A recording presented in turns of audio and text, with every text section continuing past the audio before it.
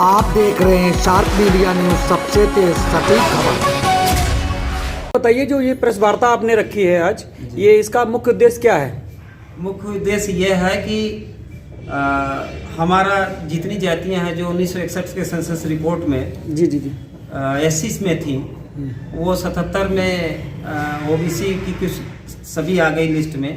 चूँकि ये 300 संविधान की धारा 341 ये कहती है, जिसको माननीय सर्वोच्च न्यायालय ने कहा है कि ये संसद का विषय है, किसी सरकार का विषय नहीं है, ये संसद का है। संसद ही किसी अनुसूचित जात और जनजाति को किसी भी लिस्ट में रखने का या निकालने का अधिकार रखती है। तो ऐसी परिस्थिति में हमें लोगों को ओबीसी में क्यों रख दिया गया? हमें पुनः जहां हमारा हक अधिकार है एससी और में हमें रखें अनुसूचित जाति। अच्छा, ये अनुसूचित जात को लेकर के आपने ये प्रेस वार्ता रखी है। हाँ। और अगर आप इसकी बात अगर सरकार नहीं मानती है तो इसके आगे की लड़ाई आपकी क्या होगी?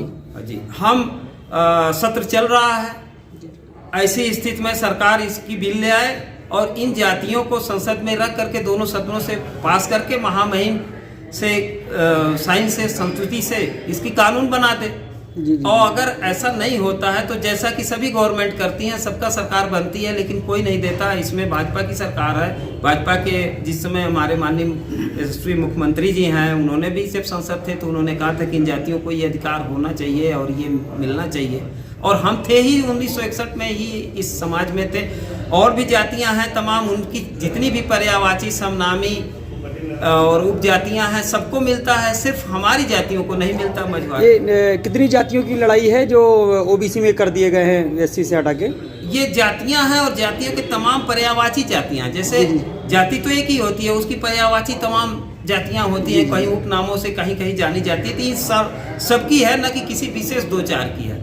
और हम सरकार से ये कह रहे हैं कि अगर हमें ऐसा नहीं किया गया, जैसा कि आपने कहा कि क्या करेंगे, तो हम साहब सभी लोगों ने हमें मतलब हमें कभी अधिकार नहीं दिया, सिर्फ कहते रहे, देते रहे। और जब इलेक्शन खत्म हो जाता है तो सारी बातें खत्म हो जाती हैं। इलेक्शन के पहले फिर पार्टियां शुरू कर देती हैं कि हम आपका हक अधिकार देने जा रहे हैं। शासनादेश लाते हैं, दो चार कमी छोड़ते हैं, वो माननीय न्यायालय में स्थगित हो जाता है और फिर जातियाँ जहाँ की तहाँ खड़ी हो जाती है। इस तरह कार्यक्रम चलता है। तो इसे बंद करने के लिए हम लोग अब नोटा की बटन दबाएंगे। हमारी जातियाँ नोटा की बटन दबाएंगी, एक प्रतीकात्मक विरोध करेंगे। अगर सरकार इस पे नहीं मानती तो कहीं ना कहीं सरकार को इसका सामना झेलना पड़ेगा 2022 में।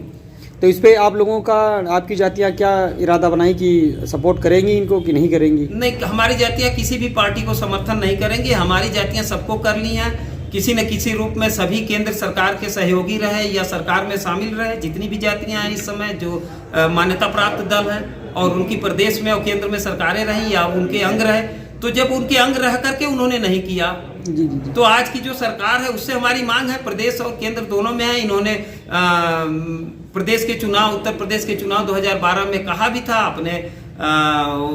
अपने वो उसमें उन्होंने शामिल भी किया था जो कि हम ये करेंगे सरकार बनने में। उसमें भी उन्होंने कहा था कि इन सभी जातियों को हम